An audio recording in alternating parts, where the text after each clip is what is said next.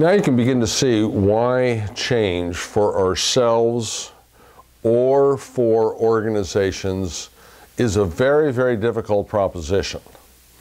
Mainly because as we set in motion change initiatives, we also set in motion a great deal of anxiety. We set it in motion internally for ourselves, we set it in motion for the whole organization. And what happens then is that this anxiety starts to reverberate through organizations, and you begin to get a great deal of pushback. So let's talk about the pushback and the resistance, okay? Very, very important to understand how resistance works. First of all, realize that it's happening internally for you, that the forces inside of you are mobilizing to resist the very commitments and initiatives and pledges that you've made to yourself or to other people about what you want to change. When you say, okay, I want to change, I want to live a healthier life, I want to motivate my people in certain ways, I want to parent my kids in a different way than the way I've been doing because it's not effective in what I'm seeing as the product in my children's behavior or whatever. I need to change. Know that immediately the forces of resistance will start to mobilize internally for you because of the anxiety. Okay, the anxiety is the fuel that will fuel the resistance that's going to be generated. And that happens basically immediately as you begin to say, this is what I want to do. So let's talk a bit about this resistance, because I think it's very, very important to understand it, how it works. I think we've said quite a bit about how it works internally for you. I've called it different things, but the pushback and whatnot is there when you say you want to bring about change because of the lack of the status quo, the losses that you will experience, and possibly this big assumption that may bubble up in your head that says, oh, wait a minute, this disaster is going to befall me if I actually bring about this change that I just said that I want. So that's what would generate the resistance internal to you, and that's why we sabotage ourselves over and over again, is because we cannot deal effectively with the resistance and the anxiety that's internal to us. And be advised too, we tend not to be aware of these things that I'm telling you right now. So we don't realize how strong these forces of resistance are because we often are totally unaware of the anxiety that's created internally. And our minds constantly, remember, our minds are constantly monitoring the anxiety. We have to have a certain amount of anxiety, by the way. We wouldn't get up in the morning. You need moderate amounts of it. But as you reach a threshold where the anxiety gets into the red danger zone, I shouldn't say red zone, I'll be careful with that, but it gets into a danger zone, our minds mobilize to bring that anxiety down. And we bring it down, as you've been hearing me say, in many ways which are, number one, adaptive, but number two, are not particularly good at having us actually achieve the goals that we've set for ourselves. So just be aware of that, okay? That these things are happening. Because again, I work over and over again with people who say that they want to do this or that, and your coaches will say it, you're going to say it, you're going to say you want to bring about this, but then as you hear how these people have gone about trying to bring these changes about, how they again and again sabotage themselves, okay? Now, let's talk a bit about how organizations sabotage and how resistance works within an organization, okay? Let's say that now you are, let's say you've gone through, you're the pastor, and you've gone through a strategic planning initiative, and you've come up with a particular vision of how, let's say, you want to reach out to the surrounding community in certain ways. And those certain ways are particular strategies that you all have come up with. And you've prioritized the strategies. Okay, we want to do this, and then we want to do this, and then we want to do this. Okay? Now, the next vestry meeting after that, let's say you lay this before them and say, okay, remember what we did in the strategic planning. We've got a very good, clear mission statement of why this church exists in this community here. And these are our values, what's really, really critical to us. And here's where we said that we're going in the next 5 years. That we are up against a significant homeless population, or the university, a local university is right down the street, so we really feel like we need to figure out a student ministry there.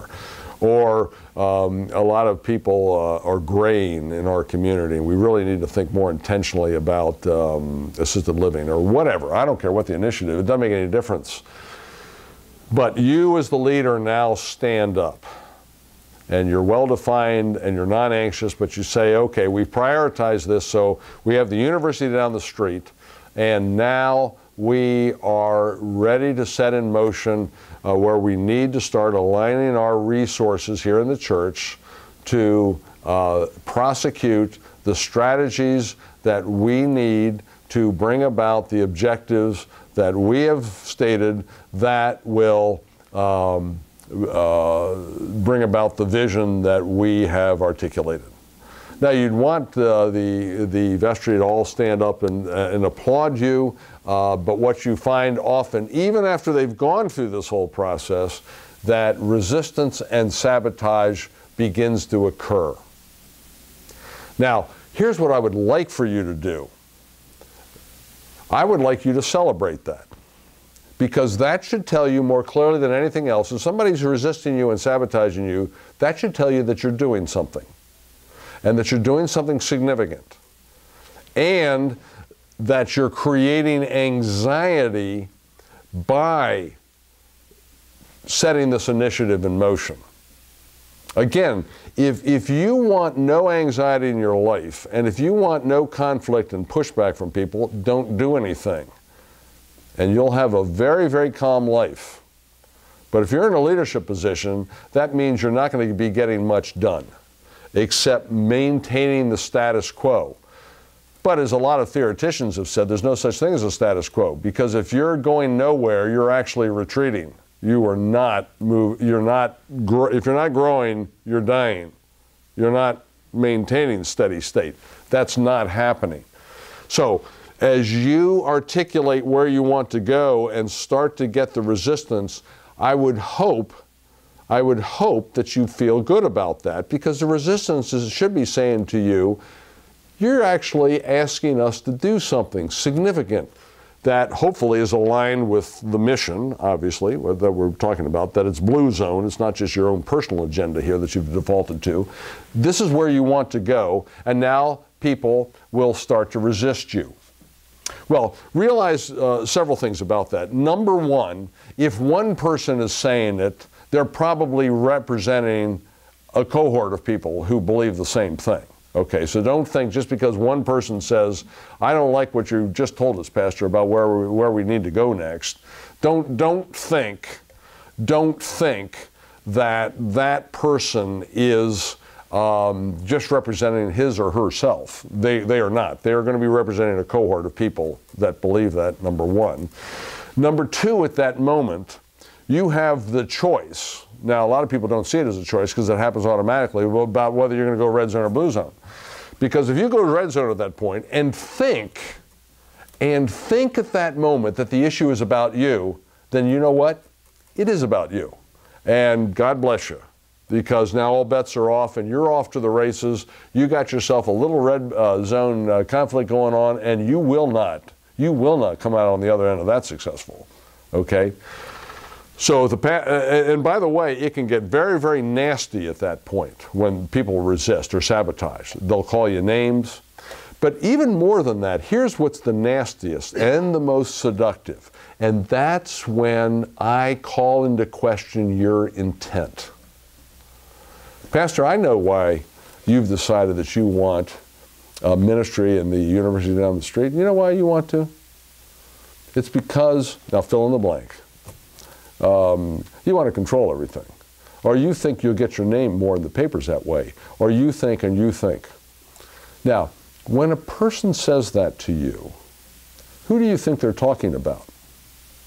Now, if you embrace it as about you, then it is about you. But I would say, if I ever tell you what I think your intent is, it is always, you ready? It's always autobiographical. So if I say, okay, John, I want to tell you about you, what you're going to hear is 100% about Jim Osterhaus and 0 about John, unless John rises to the occasion, because, by the way, I may hit the nail on the head. It could be my issue and your issue.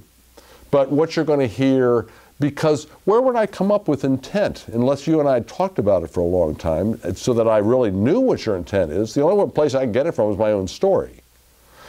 And this is what we call in psychology projection.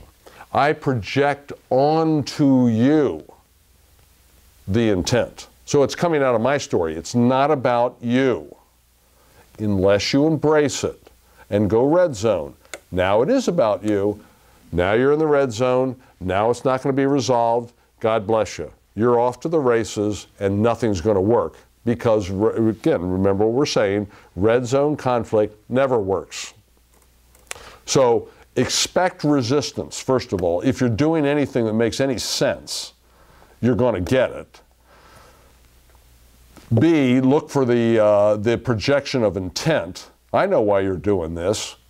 And they're going to tell you why they think you're doing it, which has a lot to do with them and very little to do with you. And by the way, that's where Jesus talked about the speck and the beam. See, I think the speck I see in your eye is the beam in my eye. There's no reason I would even see the speck in your eye, but that it'd be the beam in my eye. How could I see the speck? It's a speck, it's not a beam. Okay, so when I tell you, this is the speck I see in your eye, I'm telling you about me, I'm not telling you about you. But if you embrace it and hear it is about you, now it is about you. So, you've decided because of it's not you, just you deciding, okay, we're going to work at this university down the street, but you've gone through the whole process, had a lot of buy-in from people who said, yes, that makes the most sense. The university's right down the street. That's exactly what we ought to be doing and all this kind of stuff. And so the next vestry meeting, you stand up and start to lead this initiative, and all of a sudden you start getting lots of resistance, especially from one person who's red in the face and yelling and cussing and telling you how terrible you are and that your intent is just to control everything and all this kind of thing. Hopefully you'd say to yourself, okay, this person's talking about themselves. Now, by the way, keep that to yourself. The reason they're projecting it is because they can't handle it themselves. So if you say, John, I think you're actually talking about yourself, that doesn't have anything to do with me, they'll redouble their efforts to kill you. So don't say that to them, but you need to recognize them. And in just a minute, I'll tell you exactly what you do next.